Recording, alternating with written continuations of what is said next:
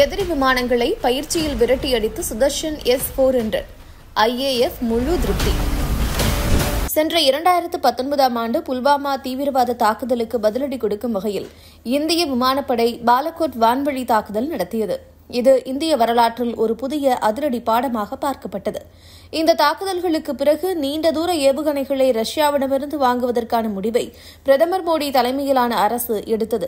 இதற்காக 2019ஆம் ஆண்டில் ரஷ்யாவிடமிருந்து S-400 ஏவுகணையுடன் அதனை செலுத்துவதற்கு தேவையான வாகனம், ஏவு கருவிகளும் அடங்கிய 5 தொகுதிகளை வாங்குவதற்கான ஒப்பந்தத்தில் இந்தியாவும் ரஷ்யாவும் கையெழுத்திட்டன. இந்த ஒப்பந்தத்தின் மதிப்பு 35,000 கோடி ரூபாய்களாகும். இந்த 5 ஏவுகணைகளில் 3 S-400 படைப்பிரிவுகளை ரஷ்யா இதுவரை விநியோகம் செய்துள்ளது. மீதமுள்ள 2 S-400 படைப்பிரிவு இந்த ஆண்டு டிசம்பருக்குள் விநியோகம் செய்யப்படும் என்று தெரிவிக்கப்பட்டுள்ளது. இவற்றை விரைந்து வழங்க இந்தியா வேண்டுகோள் விடுத்துள்ளது. இந்நிலையில் ரஷ்யாவிடம் வாங்கப்பட்ட S-400 ஏவுகணைகளுக்கு சுதர்சன் ஏவுகணை என்று பெயரிடப்பட்டு விமானப்படையில் இணைக்கப்பட்டுள்ளன. பகவான் கிருஷ்ணரின் கையில் உள்ள சுதர்சன சக்கரத்தின் வலிமை மற்றும் துல்லியத்தை கணக்கில் கொண்டு இவற்றுக்கு இந்த பெயர் வைக்கப்பட்டுள்ளது. இந்நிலையில் விமானப்படையில் இணைக்கப்பட்டுள்ள S-400 சுதர்ஷன் ஏவுகணைகளின் வலிமையை பரிசோதித்து பார்க்க விமானப்படை முடிவு செய்தது. இதற்காக உண்மையான போர் விமானங்களும் எதிரி விமானங்களைப் போல பயன்படுத்தப்பட்டன.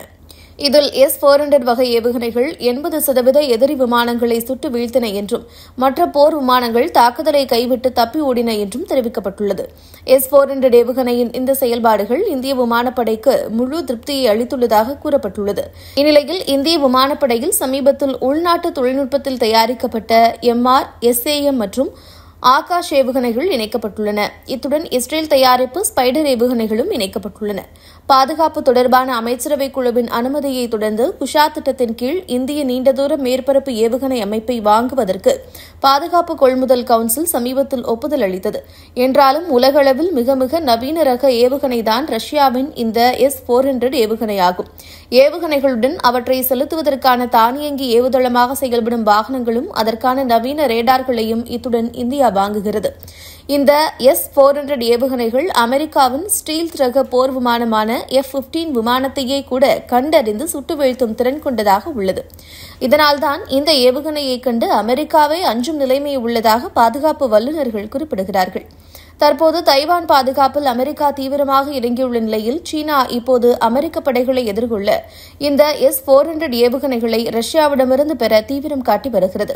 அதே சமயம் ரஷ்யாவிடமிருந்து பெற்று வரும் 5 S-400 ஏவுகணைகளில் 3 ஏவுகணைகளை இந்திய விமானப்படை பாகிஸ்தான் எல்லை அருகே நிலைநிறுத்தி வருவது குறிப்பிடத்தக்கது. இது பாகிஸ்தானை அச்சமடைய வைத்துள்ளது குறிப்பிடத்தக்கது.